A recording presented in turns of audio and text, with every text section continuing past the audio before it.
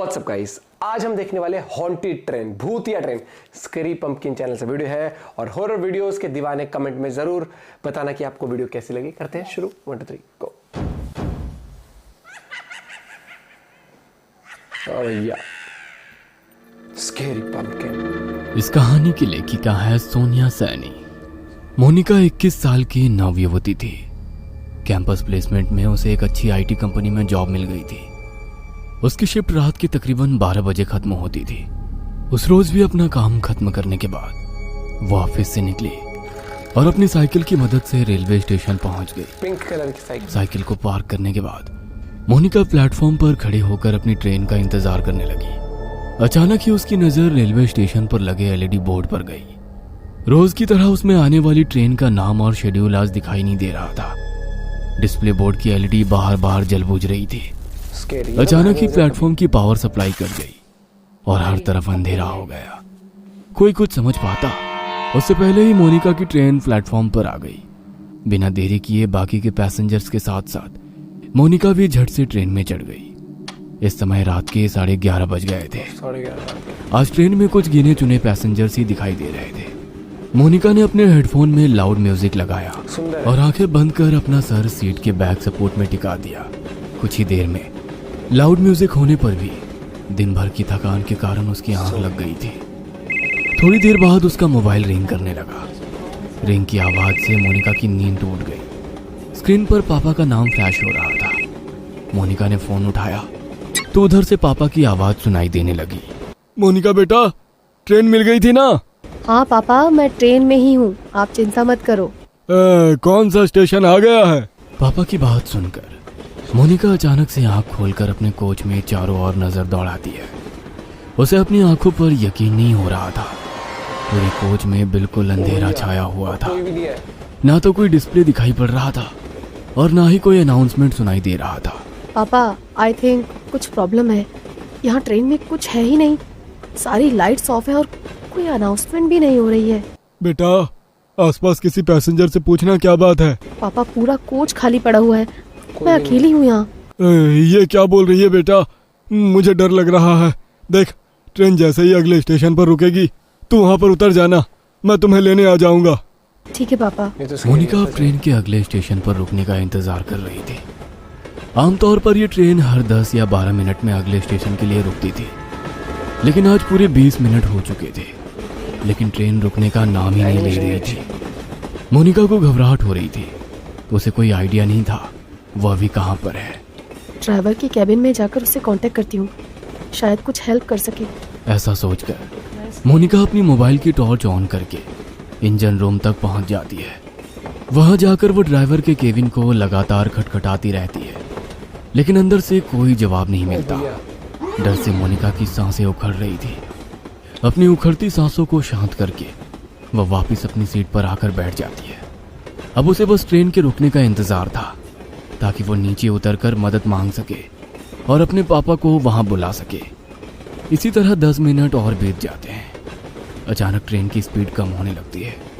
Train की speed को कम होते देखकर मोनिका की जान में जान आने लगती है।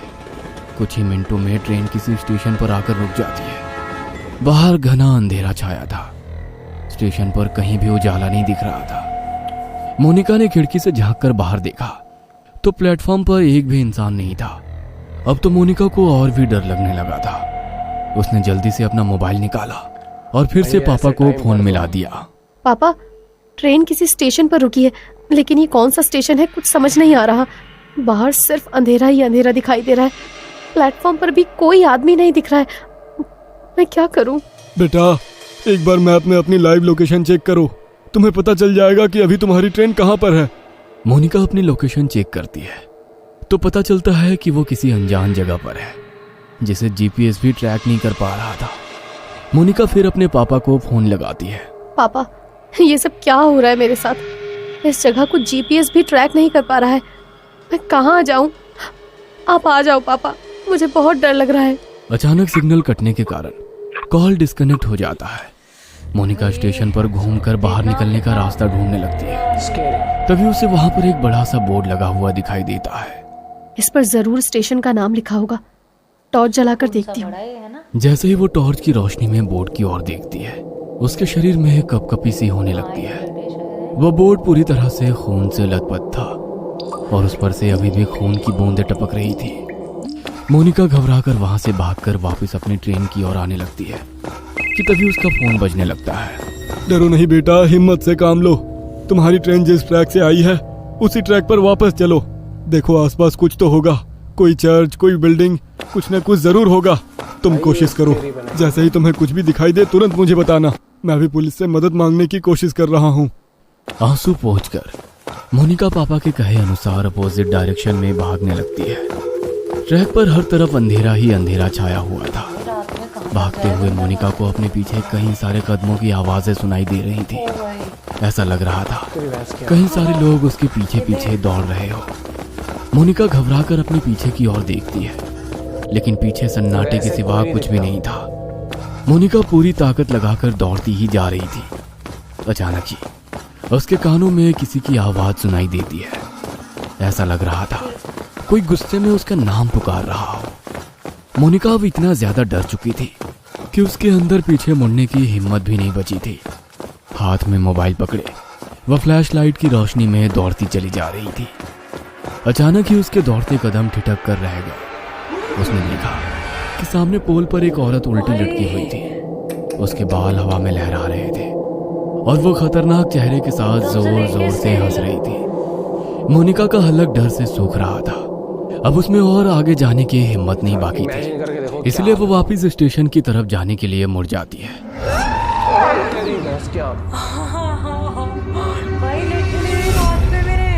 वापस मुड़ते ही उसे कुछ दूरी पर एक आदमी दौड़कर उसकी ओर आता दिखाई देता है। उसका पूरा शरीर कटा फटा सा दिखाई दे रहा था। उसका चेहरा बहुत डरावना दिख रहा था, जैसे कहीं पर कुचला गया। वो आदमी हाथ हिलाकर उसे ट्रैक पर दौड़ने से मना कर रहा था। मोनिका को अब समझ नहीं आ रहा था कि वो कहाँ जाए। घबराकर वो फिर से पोल की तरफ देखती है, जहां अभी कुछ मिनटों पहले एक औरत उल्टी लटकी हुई थी। वो पोल अब बिल्कुल खाली था। आगे का रास्ता भी बिल्कुल खाली दिखाई दे रहा था, इसलिए उस आदमी से बचने के लिए मोनिका फिर से ट्रैक पर दौड़ने लगती है। कुछ दूर दौड़ने के बाद उसे ट्रैक के पास एक गाड़ी खड़ी दिखाई देती है। मोनिका अपने पापा को गाड़ी के बारे में बताने के लिए फोन उठाती है तो देखती है कि फोन की बैटरी डाउन हो गई है। इस गाड़ी के हेडलाइट्स ऑन है, मतलब गाड़ी में जरूर कोई है। क्या करूं? मदद मांग लूं या ऐसे ही भूतिया स्टेशन पर अपनी मौत का इंतजार करती रहूं? मोनिका कुछ देर सोचती है और उसके बाद हाथ हिलाते हुए गाड़ी के सामने जाकर खड़ी हो जाती है। मोनिका को ऐसी हालत में देखकर गाड़ी के अंदर से एक आदमी बाहर आता है। क्या बात है, इतनी रात को आप ऐसे ट्रैक पर क्या कर रही हैं? सब ठीक तो है ना? मोनिका बुरी तरह हाँफ रही थी। ऐसा लग रहा था वह किसी भी पल बेहोश होकर गिर पड़ेगी। मोनिका की ऐसी हालत देखकर वो आदमी उसे गाड़ी के अंदर बैठा लेता है। अच्छा, आप आराम से अंदर बैठकर बताइए क्या बात है। पता नहीं क्या हो रहा है मेरे साथ। मैं न जाने कैसे इस जगह पर आ गई। अब मैं लाख कोशिशों के बाद भी यहाँ से निकल नहीं पा रही। आप बता सकते हैं ये कौन सी जगह है? मोनिका अपनी ही धुन में बोलती चली जा रही थी। तभी उसे महसूस हुआ कि कार सवार युवक उसे वापस प्लेटफॉर्म की ओर ले जा रहा है। No please stop. तुम मुझे कहाँ ले जा रहे हो? मुझे वापस वहाँ नहीं जाना है। मोनिका के इतना कहते ही वह लड़का मुस्कुराते हुए पीछे देखता है। अगले ही पल उस लड़के का चेहरा बदलने लगता है और वो उसी आदमी की शक्ल में बदल जाता है जो ट्रैक पर उसका पीछा कर रहा था। मोनिका के मुंह से एक जोरदार चीख निकल जाती है और वो कार से उतरकर फिर से पागलों की तरह दौड़ने लगती है। उसे अपने पीछे उस आदमी के कदमों की आवाज साफ सुनाई पड़ रही थी। दौड़ते हुए वो वापस अपनी ट्रेन के सामने आ जाती है। कोई और रास्ता ना सूझने पर वो छिपने के लिए वापस ट्रेन में चढ़ जाती है और एक सीट के नीचे छिपकर बैठ जाती है। मोनिका का पूरा शरीर पसीने से लथपथ हो गया था। वो अभी तक डर से कांप रही थी। डर उसके दिमाग में इस कदर बैठ गया था कि अगले ही पल वो डर से बेहोश हो गई थी। कुछ ही पलों में ट्रेन चल पड़ती है और उस स्टेशन को पीछे छोड़कर आगे बढ़ जाती है। कुछ देर बाद मोनिका को होश आता है तो वो खुद को स्टेशन के इमरजेंसी रूम में पाती है। अब आप कैसा फील कर रही हैं मैम? आप अपनी सीट पर बेहोश हो गई थी। ट्रेन के स्टाफ मेंबर आपको यहाँ लेकर आ गए। आप अपने घर पर किसी को इन्फॉर्म कर दीजिए। मोनिका हैरानी से चारों ओर देख रही थी। उसे अभी तक यकीन नहीं हो रहा था कि वो उस स्टेशन से वापस आ गई है। प्लीज मेरे पापा को बुलवा दीजिए। मैम, आपके फोन की बैटरी लो हो गई थी, मैंने चार्ज कर दिया है, ये लीजिए। मोनिका अपना फोन निकालकर पापा को फोन लगाती है। हेलो, कहाँ थी तू बेटा? मैं कितना परेशान था। 3 घंटे हो गए, अभी तक घर नहीं लौटी। पापा, आप तो जानते हैं ना, मैंने आपको फोन किया तो था। बेटा क्या बोल रही है? तू है कहाँ? मोनिका पापा को अपनी लोकेशन भेज देती है। कुछ ही देर में मोनिका के पापा आकर उसे अपनी कार से घर ले जाने लगते हैं। रास्ते में मोनिका अपना फोन निकालकर कॉल हिस्ट्री चेक करती है। उसने पिछले 3 घंटे में लगभग 10 बार पापा का नंबर डायल किया हुआ था, लेकिन एक भी बार उस पर बात नहीं हुई थी। मैंने तो हर बार पापा से बात की थी, लेकिन फोन में तो बस डायल नंबर ही दिख रहा है। और अगर वो सब मेरा वहम था, तो फिर जब मैं बेहोश थी तो ये कॉल कब और किसने किए? मोनिका के जहन में बहुत से सवाल थे, जिनका जवाब फिलहाल बस यही था कि इतना सब कुछ एक रात में देख लेने के बाद भी वो जिंदा अपने घर लौट रही थी। मोनिका पिछली रात की घटना को एक बुरा सपना समझकर भूल जाना चाहती थी कि तभी उसकी नज़र अपनी गाड़ी के साइड मिरर पर पड़ती है। वो देखती है कि वही कटे पीटे चेहरे वाला डरावना आदमी उसकी गाड़ी के ठीक पीछे पीछे चला आ रहा है। भाई ये कहानी आपको अच्छी लगी हो तो हमें सब्सक्राइब करें, हमारा इंस्टाग्राम और फेसबुक। गजब, मतलब जो माहौल बनाया जिस तरीके बहुत से। डरी थी। एक तो चुड़ैल जब ऊपर से आ गया एकदम से, और एक जब वो पलटी तो पीछे भी जो ऐसे स्कैरी। वो स्कैरी था भाई नरेशन बहुत गजब था। जिस तरीके से पूरी कहानी सुनाई, जो जिस स्टाइल में लिखी, जो एक प्लस पूरा माहौल वाला जो क्रिएट, ट्रेन वाला सीन भी बड़ा स्केरी था जब वो जगी थी। ओ भाई मजा आ गया। लेकिन स्टोरी देख के ना आप लोगों ने एंजॉय किया। ये हॉरर वाइब्स होती है। भाई कितने बजे देख रहे हो पहले तो ये कमेंट करके बताना। स्केरी पंपकिन की वीडियोस अमेजिंग होती हैं। आप और वीडियोस भी सजेस्ट कर सकते हो जिस पे हमें रिएक्ट करना चाहिए भाई। लेकिन मज़ेदार, जानदार, शानदार जिसे कहते हैं, वो देखने को मिला है भी इस वीडियो के अंदर। और वीडियोस आप लोग के लाते रहेंगे भाई साहब। मतलब मजा ही आ गया। और जब उसके पापा ने कहा ना बेटे तुम तो फोन ही नहीं कर, मैं कहा बेटे ये तो कुछ अलग ही जोन था। स्टोरी बहुत गजब तरीके से लिखी है, प्लस जिस तरीके से एग्जीक्यूट करी है एनिमेशन वाइज। मिलते हैं वीडियो के साथ, बाय बाय, टेक केयर।